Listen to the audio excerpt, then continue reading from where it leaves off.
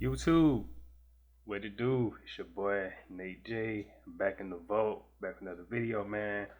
Today's video, as y'all see by that title, we will be reacting to some low income budgeting TikToks.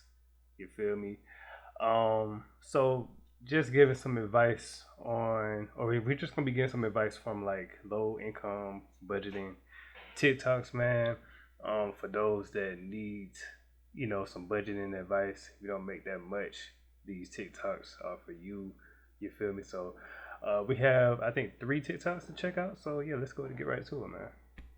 5 tips right now to help you get started. First, if you're new here, what's going on? My name is Justin. I'm a financial counselor and I teach people how to budget and pay off their debt. I've worked with tons of people that come from a lower income. The truth is they're honestly some of the best budgeters I've ever seen. But if you want to get started, then there's 5 tips that I think are going to help you build a budget that actually starts to move you forward. I also want to start with the caveat that sometimes you just simply need more income. And that's oftentimes a systemic problem, one that I can't personally solve for you. So I'm going to give you these budget tips, but please recognize that these are not meant to bootstrap mentality your way out of this stuff. These are just some tips that I think might help you get started. First thing you should do if you're on a lower income is you should budget by week, not by month. Budgeting by week gives you a little bit more flexibility with when things come in and go out, and it helps you find the cash flow issues within your budget. Budgeting by month is typically a little bit better if you have some excess that you can move things around. Budgeting by week gives you a little bit more flexibility when you're strapped for cash. The second thing, Yeah, it's crazy. Like I have never seen this TikTok a day in my life, but when I started like getting serious about my wealth journey and my debt payoff journey, that was one of the things that I started to do was to budget my income weekly. You know, um, starting with just what's going in, what's coming out.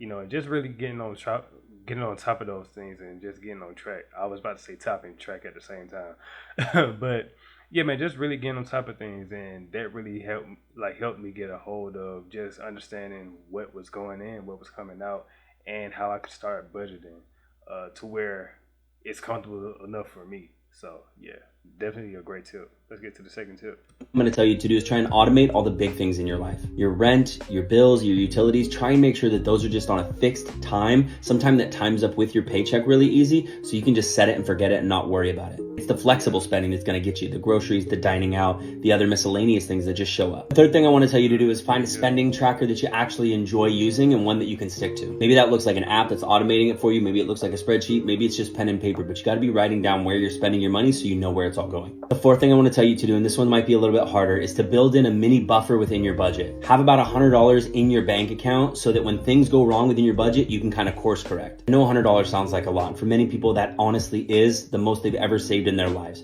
So if you need some support on how to get that money, just let me know in the comments and I'll give you some ideas. The fifth thing I'm going to tell you to do, and this might be counter. Yeah, having a buffer is definitely helpful as well too.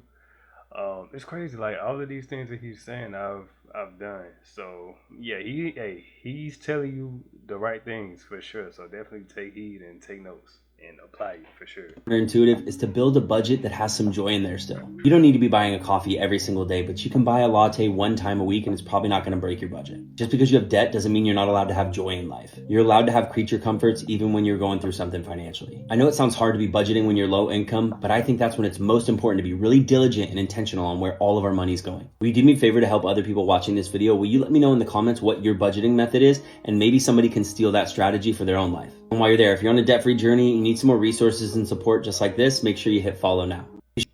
Yeah, man. That last thing you said as well too, man. Like you can still budget in some of your I guess your wants, I guess some of the fun things in life. Just because you're on this debt payoff journey or your wealth building journey, you can't have fun. No, you can still budget responsibly. And have you a budget that brings in the fun for yourself, and you not feel bad about it. You not feeling bad about having fun. No, you can still have fun. But just know where your priorities lie first. So yeah, great 5 tips, man. Great 5 tips. Like I said, a lot of those things, or pretty much everything that he said, I've done. At the start of my journey, and it's helped me get to where I am right now. So hey, like I said, take heed and take notes and apply it. So yeah, let's get to the next one. These 3 things you should do to save money with a low-paying job. Live below your means, bro.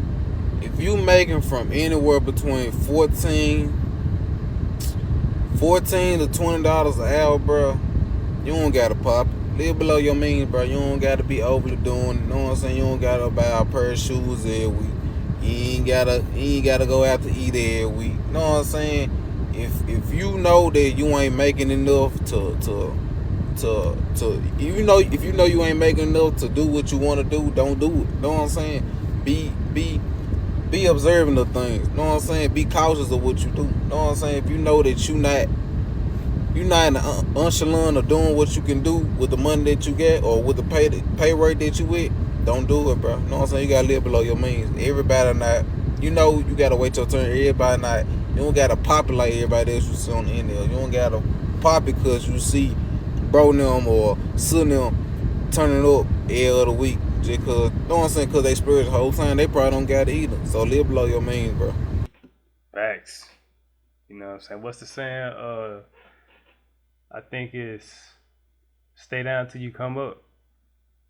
Simple, man. Stay down till you come up. You don't have to try to keep up with the Joneses. You don't try to have to keep it up, or you don't have to try to keep up with, you know what I'm saying, your bro, your sis.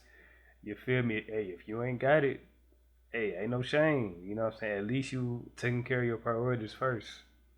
You feel me? Yeah, man. Great first tip, man. Live below your means for sure, and that entails, you, like you said, you don't have to eat out every single week. You feel me?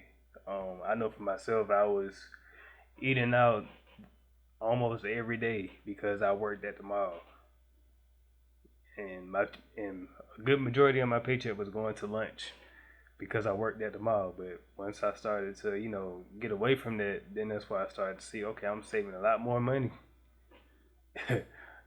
Saving a lot more money, man. So yeah, just because you have it doesn't mean that you have to. So yeah, let's get to the next tip. Pay yourself.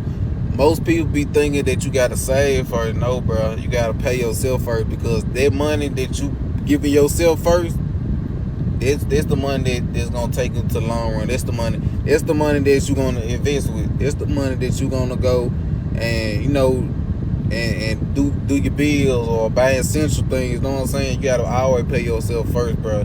Then whatever money you got left, then save it. Don't save first, then get the rest. That, you know what I'm saying? Get the rest that you got left over. That don't make no sense.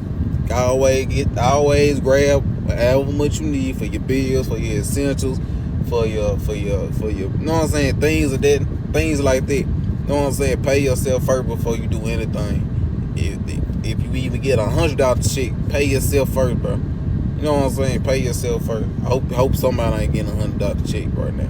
They really need it, but yeah, pay yourself first. Yeah, paying yourself first. That's something that really got me to where I am today. Like a lot of these things people are saying in these clips, bro. Like I've done it, man. And I used to think that paying yourself first was, okay, I'm gonna go ahead and buy what I want first, and then no, that's backwards. No, pay yourself first means, okay, I'm putting this money aside so that it can help my future self out. It's like paying yourself, like literally paying yourself a paycheck. Before you dish it out to bills, before you dish it out to Uncle Sam. Well, not Uncle Sam, but Sally Mae. Yeah, that's what I was thinking of. Sally Mae, the bill collectors, the landlords. Hey, no, first pay yourself, bro, because if all else fails, you got you. They ain't got you. They want the money that you owe them. No, pay yourself first. You know what I'm saying? Treat yourself like a bill. You feel me? So yeah, man, great tip. Let's get to the last one. And last but not least, bro, and I say this for last because I was the victim of this years ago. Don't touch the money unless you have to, bro. I know it been a time where y'all looked at y'all savings, looked at y'all checking like, I can take some out of my savings. You know what I'm saying? I can take some out of my savings and put in my check. You know what I'm saying? You got about 2, 3, 4, 5, 6,000 in your savings, and you like, damn, my checking ain't got. You know what I'm saying? You trying to balance it out.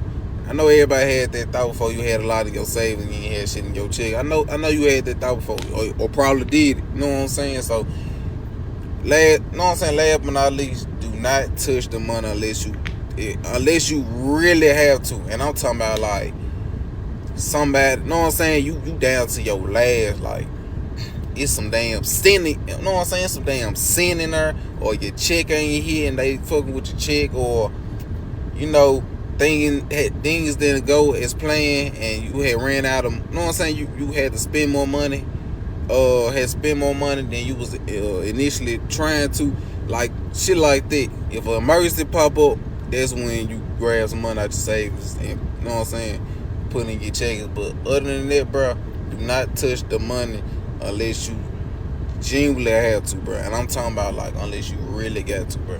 Cause it was a moment in time where I was just grabbing out my safe. Every time my checking got low, grab my safe until I had shit in my safe, and then I had the money in my checking. And I fucked up money in my checking. So it was just like you gotta really have a, not a balance, but you gotta really know when to do shit and when not to do shit. You know what I'm saying? These 3 things you should do to save. Yeah, man.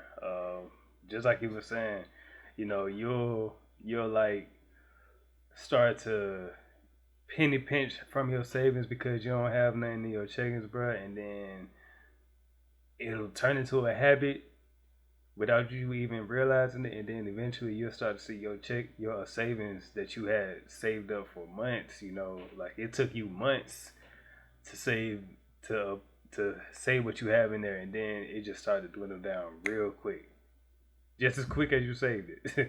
you know, but yeah, like you said, if you really, really like, you really need to, like, it's an emergency, like you really need it, not no petty stuff. You feel me?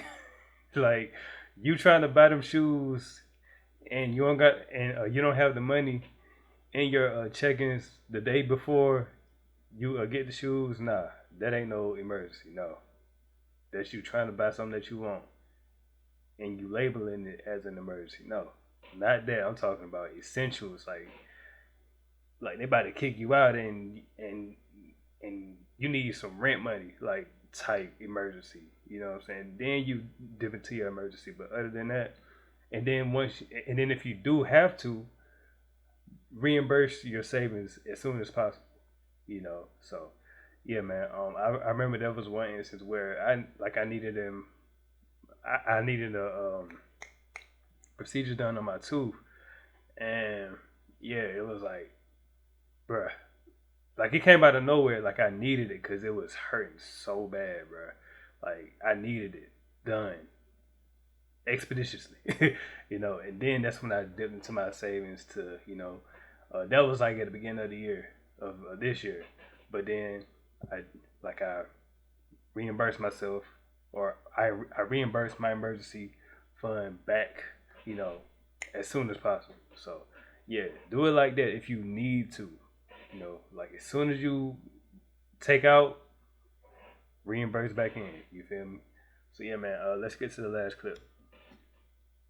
It's payday, so budget my low income biweekly paycheck with me as somebody who has $65,000 in debt, no savings, no retirement plan, and no investments. My goal this year is to lower how much I owe in my buy now pay later apps, which is about $3,800, clear my credit card debt, and my interest on my credit cards are insanely high. My checking account had a balance of $10.87 and I got paid $833.60, bringing me to $844.47. To start off, I'm already 31.6% down from my last paycheck, which was $1,304.80. To make sure I'm always saving something, I put aside $50 minimum just to start. Bills came out to $133, essentials was $160, lifestyle was $50, and my debt came out to $426.66, leaving me with a remainder of $24.81. My previous buy now pay later app balances was $3,369.78. After my payments, it's currently at $2,943.12. My previous credit card balance was $860, but now it's $770.10. Make sure you follow to keep up with my journey. It's payday, so budget. All right, man. So yeah, I'm looking at the comments. Yeah, love the transparency. Yeah, man, for sure. This is a realistic, you know, low income type deal, man. Um, I know the buy now pay later stuff had me in the chokehold the last 2 years, bro. And I bro, when I say I had, like, that's why I wasn't saying that, because bro, I can't judge because I fell victim to buy now, pay later apps and stuff like that. But thankfully, I paid off my firm. Nothing on the firm is left. Um, I do have something on Klarna, but it's for business, so it's like a business loan, I guess. But yeah, it's not that much. But other than that, I'm done. Like I, as soon as I paid off that firm, I closed the like I deleted the app. That's what you have to do sometimes. You have to delete the app. As soon as you pay them off, delete the apps. You don't need no type of temptation. I'll say that. But yeah, man, definitely a realistic type deal, man, for sure. So yeah, man, that's basically how she does it. I do it as well too. Like I take out for myself. It really is really like automated. Like I have my direct deposit automated to my different buckets within my bank accounts. So it's like I don't even have to think about calculating nothing. It just automatically comes out. The only thing I really have to do right now, because I don't have it automated, is send some to my Roth. Um, I don't have that automated yet. That's just because I'm working on paying off my debts first, and then once I do that, then I'm gonna start. But I am contributing to my Roth right now manually. But yeah, other than that, yeah, man. Also, pay your tithes first. 10% come out first. You know what I'm saying? 10%, and then everything else disperse. You feel me? But yeah, man. Hey, great clips, man. These are some great videos. I didn't really have too many because of the length of the ones that because the length of the clips that I did watch. So I didn't want to make this no long video. So yeah, man. Comment down below. Give me your thoughts on budgeting on a low income.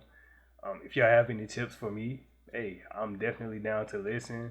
We are all about learning and listening and all that stuff over here when it comes to finances. So yeah, definitely leave your comments down below. And yeah, that's pretty much it. I am getting back on my regular routine. Last week was pretty busy for me when it came to work, so your boy wasn't able to like upload and film like I wanted to. But getting back to it this week, man. So yeah, definitely stay tuned. Yeah, that's pretty much it. So now with that being said, it's your boy Nate J signing out of the vault. Deuces.